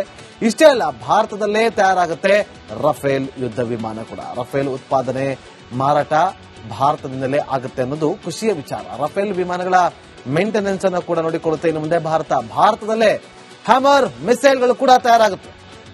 ಹ್ಯಾಮರ್ ಬಗ್ಗೆ ಹೇಳ್ತಾ ಹೋದ್ರೆ ಒಂದು ದಿನ ಕೂಡ ಸಾಕಾಗೋದಿಲ್ಲ. ಇಲ್ಲಿ ಇದಿಷ್ಟು ಒಂದು ರೀತಿಯಲ್ಲಿ ಇವತ್ತು ಕರ್ನಾಟಕ ಒಂದು ರೀತಿಯಲ್ಲಿ ಖುಷಿಯ ವಿಚಾರಣೆ. ಇದು ಇದೇ ರೀತಿಯಾಗಿ ಸದ್ಬಳಕೆ ಆಗಲಿ. ನಮ್ಮ ಒಂದಷ್ಟು ಜನ ಇಂಜಿನಿಯರ್ಗಳಿಗೆ, ವಿದ್ಯಾವಂತರಿಗೆ ಎಲ್ಲರಿಗೂ ಕೂಡ ಇಲ್ಲಿ ಕೆಲಸ ಸಿಗಲಿ ಅನ್ನೋದು ನಮ್ಮ ಆಶಯ ಕೂಡ. ಆ ಮೂಲಕ ನಮ್ಮ ದೇಶದ ರಕ್ಷಣೆ ವಿಚಾರವಾಗಿ ಈ ಹ್ಯಾಮರ್ ಒಂದು ಉತ್ತಮ ರೀತಿಯಲ್ಲಿ ಕೆಲಸವನ್ನ ಮಾಡುತ್ತೆ ಅಂತ ನಾವು ಕೂಡ ವಿಶ್ವಾಸವನ್ನ ವ್ಯಕ್ತಪಡಿಸ್ತೀವಿ. ಮುಂದಿನ ಸುದ್ದಿ ಗಮನ ಕೊಡೋಣ. ಪಾಕಿಸ್ತಾನಕ್ಕೆ ಮತ್ತೊಂದು ಮರ್ಮಾಘಾತ ಕೊಡಲು ಮೋದಿ ಸರ್ಕಾರ ನಿರ್ಧಾರವನ್ನ ಮಾಡಿದೆ. ಜಮ್ಮು ಕಾಶ್ಮೀರದಲ್ಲಿ ಮತ್ತೊಂದು ಯೋಜನೆಗೆ ಕೈ ಹಾಕಿದೆ. ಆ ಸುದ್ದಿ ಕೇಳಿ ಪಾಕಿಗಳು ಕಂಗಾಲಾಗಿದ್ದಾರೆ. ಯಾಕುತ್ತಾ ಈ ರಿಪೋರ್ಟ್ ನೋಡಿ.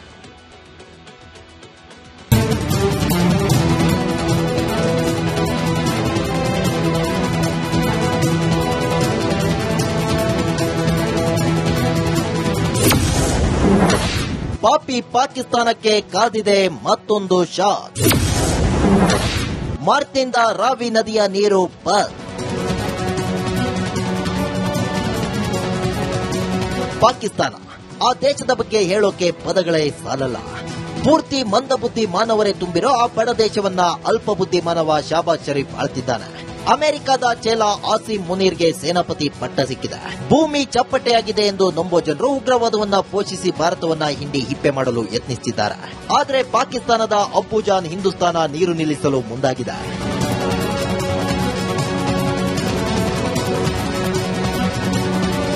ಭಾರತವು ಪಾಕಿಸ್ತಾನದ ವಿರುದ್ಧ ಸಾಧ್ಯವಾದಷ್ಟು ಕಠಿಣ ನಿಲುವು ತಳೆಯುತ್ತಿದೆ. ಆದ್ದರಿಂದ ಶರೀಫ್ ಮುನೀರ್ ನಾಲಿಗೆ ಟ್ರಂಪ್ ಬೂಟ್ ಪಾಲಿಶ್ ಮಾಡಿದ್ರೂ ಫಲ ಸಿಗಲಿಲ್ಲ. ಇದೀಗ ಭಾರತವು ಪಾಕಿಸ್ತಾನಕ್ಕೆ ಹರಿಯುತ್ತಿರುವ ರಾವಿ ನದಿಯ ಹೆಚ್ಚುವರಿ ನೀರನ್ನ ನಿಲ್ಲಿಸಲು ಸಜ್ಜಾಗಿದ್ದು ಶಾಪುರ್ ಕಂಡಿ ಡ್ಯಾಂ ಯೋಜನೆಯನ್ನು ಮಾರ್ಚ್ 2026 ಪೂರ್ಣಗೊಳಿಸಲಿದೆ.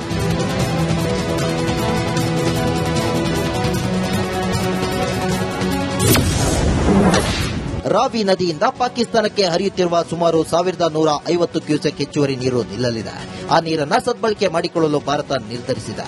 ಈ ನೀರಿನ ಬದಲಿಗೆ ಜಮ್ಮು ಮತ್ತು ಕಾಶ್ಮೀರದ ಸಾಂಬಾ ಮತ್ತು ಕಥುವಾ ಜಿಲ್ಲೆಗಳ ಅಲ್ಲದೆ ಪಂಜಾಬ್ನ 5000 ಹೆಕ್ಟೇರ್ ಭೂಮಿಗೂ ನೀರು ಸಿಗಲಿದೆ.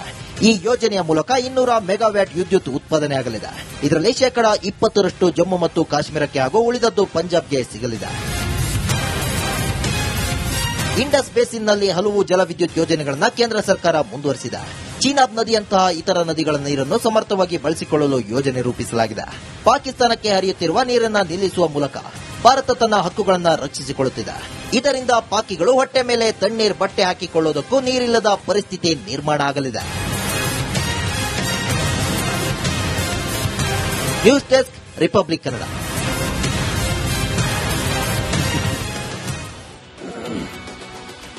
ಕೆಲವೊಮ್ಮೆ ನಮ್ಮ ಶತ್ರುಗಳ ಬಗ್ಗೆ ಮಾತಾಡಬೇಕು ಅಂತಂದ್ರೆ ಖುಷಿ ಆಗುತ್ತೆ, ಜೋಶ್ ಇರುತ್ತೆ. ಅಂತದ್ರಲ್ಲಿ ಈ ಪಾಕಿಸ್ತಾನ ಸುದ್ದಿ ಬಂದಾಗ ಏನೋ ಒಂಥರ ಖುಷಿ. ಮೊನ್ನೆ ಮ್ಯಾಚ್ ನೋಡ್ಬೇಕಾದ್ರೂ ಅಷ್ಟೇ ಖುಷಿ ಇತ್ತು. ಒಂದೊಂದು ವಿಕೆಟ್ ಆದಾಗ ಕೂಡ ನಾವು ಎದ್ದೆದ್ದು ಕುಣಿತಾ ಇದ್ವಿ. ಇವತ್ತು ಪಾಕಿಸ್ತಾನದ ಪರಿಸ್ಥಿತಿ ನೋಡಿ ಯಾವ ಮಟ್ಟಕ್ಕೆ ಬಂದು ನಿಂತಿದೆ ಅಂತೇಳಿ. ಇಬ್ಬಾಗ ಆಗೋ ಸ್ಥಿತಿಗೆ ಬಂದಿದೆ ಅಂತೆ ಮತ್ತೊಮ್ಮೆ ಪಾಕಿಸ್ತಾನದ ಸ್ಥಿತಿ. ಬಲೂಚಿಸ್ತಾನದಲ್ಲಿ ದಿನೇ ದಿನೇ ಹದಗೆಡ್ತಾ ಇರುವಂತಹ ಪರಿಸ್ಥಿತಿ. ಬಹುತೇಕ ಬಲೂಚಿಸ್ತಾನವನ್ನ ಭಾಗಶಃ ಬಿಎಲ್ಎ ಕೈವಶವನ್ನ ಮಾಡಿಕೊಂಡಿದೆ. ಬಲೂಚ್ ಲಿಬರೇಷನ್ ಆರ್ಮಿ ಕೈವಶವನ್ನ ಮಾಡಿಕೊಂಡಿದೆ. ರೈಲು ಬಂದ್ರೆ ಹಳಿಯನ್ನೇ ಉಡಾಯಿಸ್ತಾ ಇದೆ. ಅದನ್ನು ಮೀರಿ ಹೋದ್ರೆ ರೈಲು ಬೋಗಿಗಳನ್ನೇ ಬ್ಲಾಸ್ಟ್ ಮಾಡ್ತಾ ಇದೆ. ರೈಲನ್ನ ಒತ್ತೆಯನ್ನಾಗಿ ಮಿಟ್ಕೊಳ್ತಾರೆ. ರೈಲು ಒಳಗಡೆ ಇರುವಂತಹ ಪಾಕಿಸ್ತಾನದ ಸೈನಿಕರನ್ನ ಹುಡುಕಿ ಕೊಲ್ತಿದ್ದಾರೆ. ನಮಗ್ ದೇಶ ಬಿಟ್ಬಿಡಿ, ನಾವೊಂದು ದೇಶ ಮಾಡ್ಕೋತೀವಿ, ನಮಗೂ ನಿಮಗೂ ಸಂಬಂಧ ಇಲ್ಲ. ಈಗ ಯಾವಾಗ ಈ ರೈಲುಗಳು ಹಳಿಯನ್ನೇ ಧ್ವಂಸ ಮಾಡೋದು, ಹಳಿಯನ್ನೇ ಬ್ಲಾಸ್ಟ್ ಮಾಡೋದು, ರೈಲ್ ಬೋಗಿಗಳನ್ನೇ ಉಡಿಸ್ ಮಾಡೋದು ಆಗ್ತಿತ್ತೋ, ಈಗ ರೈಲ್ ಸೇವೆನೇ ಸಂಪೂರ್ಣವಾಗಿ ಬಂದಾಗ್ಬಿಟ್ಟಿದೆ. ಶೀಘ್ರವೇ ಬಲೂಚಿಸ್ತಾನ ಮತ್ತೆ ಇಬ್ಬಾಗವಾಗುವಂತ ಸಾಧ್ಯತೆ ಕಂಡು ಬರ್ತಾ ಇದೆ. ಸ್ವಾತಂತ್ರ್ಯ ಬೇಕು ಅಂತ ಕೂತಿದ್ದಾರೆ. ಬಿಎಲ್ಎ ಕೇಳ್ತಿರೋದಿಷ್ಟೇ, ನಮಗೆ ನಮ್ಮ ಸ್ವಾತಂತ್ರ್ಯ ಕೊಡಿ. ನಿಮ್ಮ ಕಾನೂನು, ನಿಮ್ಮ ಈ ದುರ್ಬುದ್ಧಿ ನಮಗೆ ಆಗೋದಿಲ್ಲ. ನಮ್ಮ ಪಾಡಿಗೆ ನಮಗೆ ಬಿಟ್ಬಿಡಿ. ಸ್ವತಂತ್ರ ದೇಶ ಅಂತ ಘೋಷಣೆ ಮಾಡಿ. ಸದ್ಯದಲ್ಲೇ ಆ ಬೆಳವಣಿಗೆ ಕೂಡ ಆಗುತ್ತೆ. ಒಂದು ವೇಳೆ ಬಲೂಚಿಸ್ತಾನ ಏನಾದರೂ ಡಿವೈಡ್ ಆಗೋದ್ರೆ ಪಾಕಿಸ್ತಾನ ಬೀದಿಗೆ ಬರುತ್ತೆ. ಯಾಕೆಂದ್ರೆ ಪಾಕಿಸ್ತಾನದಲ್ಲಿರುವಂತಹ ಅತಿ ದೊಡ್ಡ ರಾಜ್ಯ ಯಾವುದು ಅಂದ್ರೆ ಅದು ಬಲೂಚಿಸ್ತಾನ. 44% ಭಾಗ ಬಲೂಚಿಸ್ತಾನದೇ ಬರೋದು ಪಾಕಿಸ್ತಾನಕ್ಕೆ. ಪ್ರತ್ಯೇಕ ದೇಶವಾದ್ರೆ ಅರ್ಧ ಪಾಕ್ ಮಾತ್ರ ಉಳಿದೋಗೋದು. ಬಲೂಚಿಸ್ತಾನದಲ್ಲಿ ಅಪಾರ ಖನಿಜ ಇದೆ, ಚಿನ್ನ ಜೊತೆ ಕೋಟಿ ಹಣವನ್ನ ಹೂಡಿಕೆ ಮಾಡಿರೋದು ಯಾವುದು? ಚೀನಾ.